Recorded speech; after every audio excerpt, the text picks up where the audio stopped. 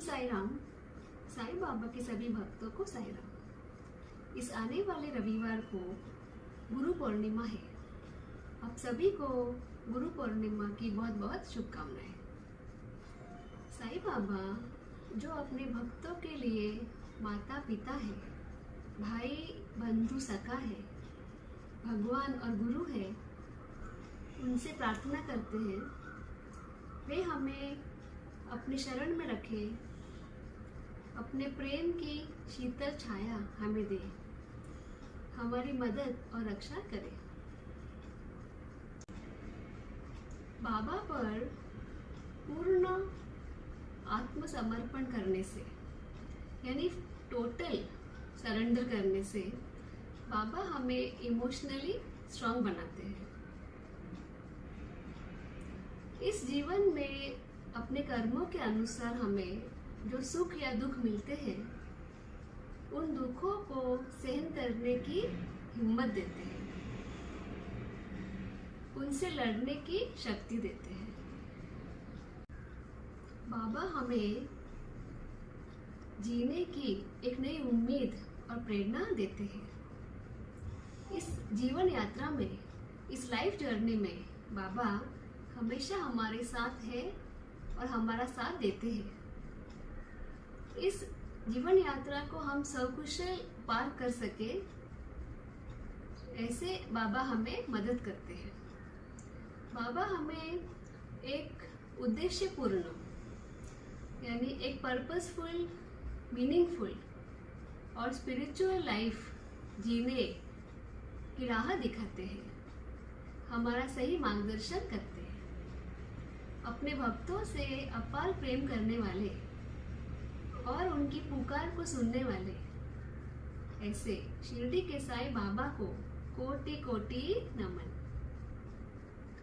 अनंत कोटि ब्रह्मांड नायक राजाधिराज योगी राज पर ब्रह्म श्री सच्चिदानंद सद्गुरु साई नाथाय नमः। गुरु पूर्णिमा के अवसर पर हम श्री काका साहेब दीक्षित जो बाबा के एक परम भक्त थे उनकी कथा सुनते हैं। काका साहेब दीक्षित ने बाबा के चरणों में पूर्ण आत्मसमर्पण किया था यानी टोटल सरेंडर किया था। वे बाबा पर सच्ची श्रद्धा और विश्वास रखते थे, बाबा की भक्ति करते थे।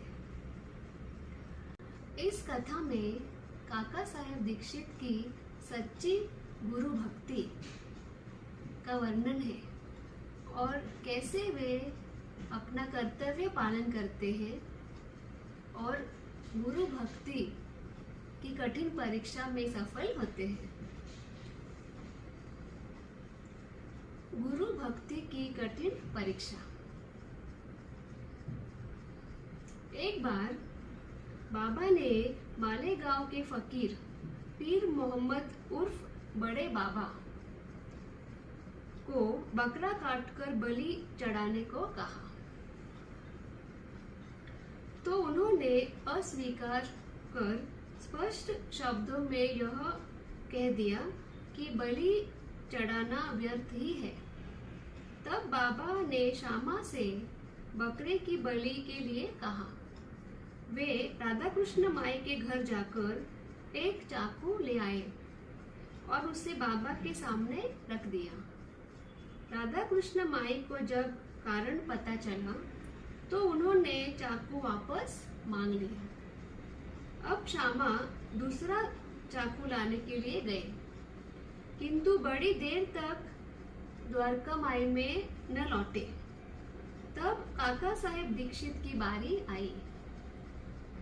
वह सोना सच्चा तो था यानी यहाँ काका साहेब दीक्षित को खरा सोना कहा गया है।